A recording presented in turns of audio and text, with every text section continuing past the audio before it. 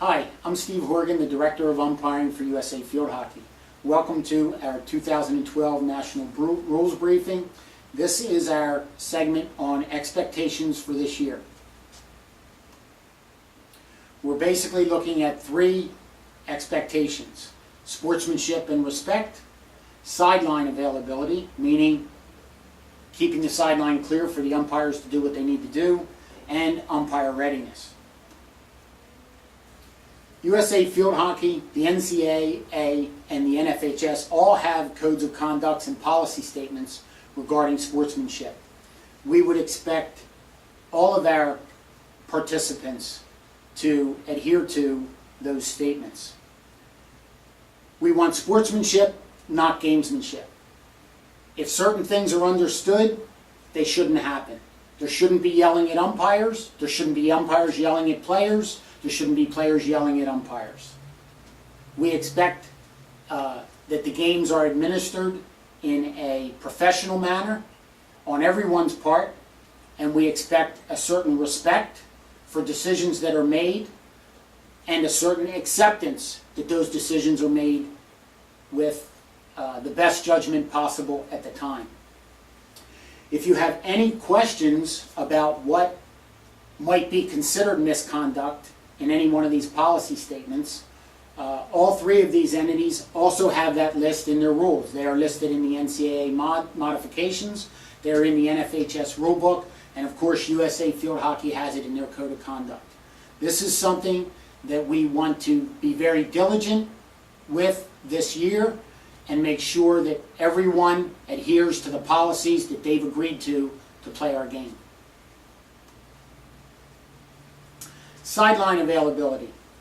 We have a big problem with the 5-yard, I'm going to call it exclusion zone, on the side of the field that is supposed to be space for the umpires to run up and down the field and achieve their angles to make the best judgments possible on the field.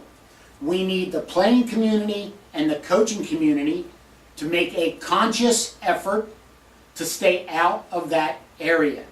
In the NFHS, there are supposed to be lines on the ground in order to give you some parameters of where you can and can't be for the bench area. The same thing is supposed to be established for the NCAA and, of course, USA Field Hockey. Set your parameters.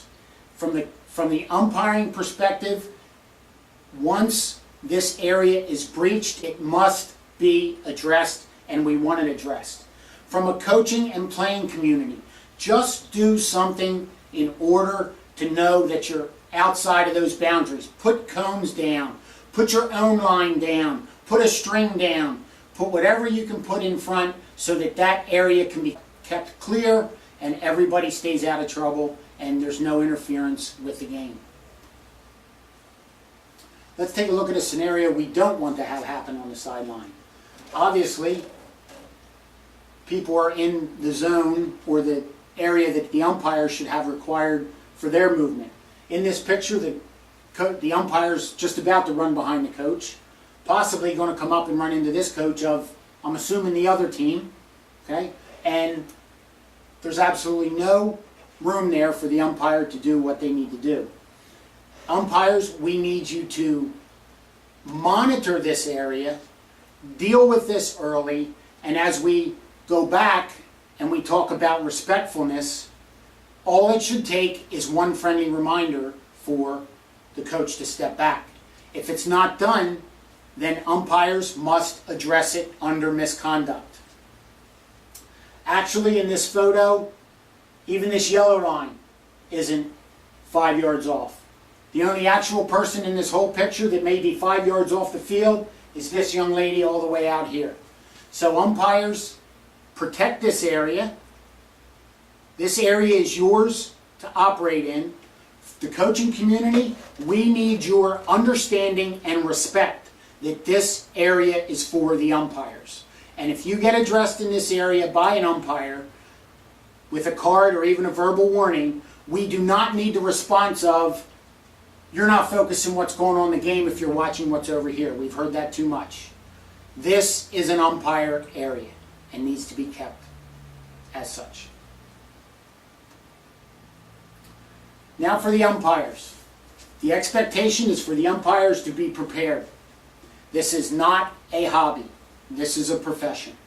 Albeit part-time, umpires, you are being paid to do this job, and you are expected to do it to the best of your ability. The playing community and the coaching community puts their heart and soul day by day into practice. And we have to be prepared, knowing the rules, knowing the interpretations, and being fit. We must be athletic. Throughout the summer, we have been instilling at all of our major tournaments, our Futures Elite, our National Futures Championship, and our National Club Championships. The umpires have been told, you are expected to be ahead of the play 100% of the time. There is no reason, if you are doing your job and you are being athletic and you are anticipating properly, that you cannot be ahead of the play. We have found that that is the best availability for a sight line to make a decision and keep you close to the play. What that would take to be athletic, we would expect umpires, just to give you a parameter, to be able to run somewhere between an 8 and an 8.5 minute mile for 2 miles. That's just to give you an idea of something to work for in order for you to be fit enough to umpire scholastic hockey. Umpires, you must be respectful.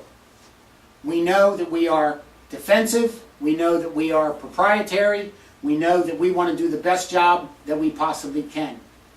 And we know that there are a number of things out there that can annoy or take our focus away from the game. But you must be respectful and professional at all time. Just as we teach umpires to be cool, calm, and collected on the field when administering cards and penalties, you must be cool, calm, and collected off the field as well. You need to expect respectfulness from the playing, coaching, and fan base communities.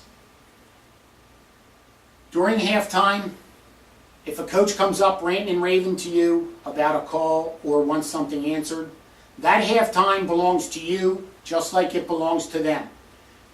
We've seen many times where the assistant coach comes up and asks the umpire questions while the head coach is dealing with their team. If the umpires are prepared to answer a question, that's fine. If they're not, you respectfully say, Coach, this is my halftime. We can talk about this later. Okay? But be respectful. We would expect that if there are any questions, that even after the game, that umpires are not cornered. Don't put yourself in a position to be cornered. But also be available to answer questions. But you answer the questions on your terms. As soon as the game's over and you haven't had a chance to sign the scorebook or check the score or check in with the scores table, and you have a coaching community or anyone who comes at you with questions, it is not out of line for you respectfully to tell them, I am not done my game yet, give me a few minutes, we can talk after I sign the book and after I talk to the table and make sure that the score is correct. Okay? So we would expect respect from the other entities associated with our game. If you have any questions associated with this presentation or this segment of the National Rules Briefing, please go to usafieldhockey.com and access the Ask the Umpire feature. Please take the time to review the other 2 segments, New Rules and Emphasis for 2012 in the National Rules Briefing. Thank you and have a great season of hockey.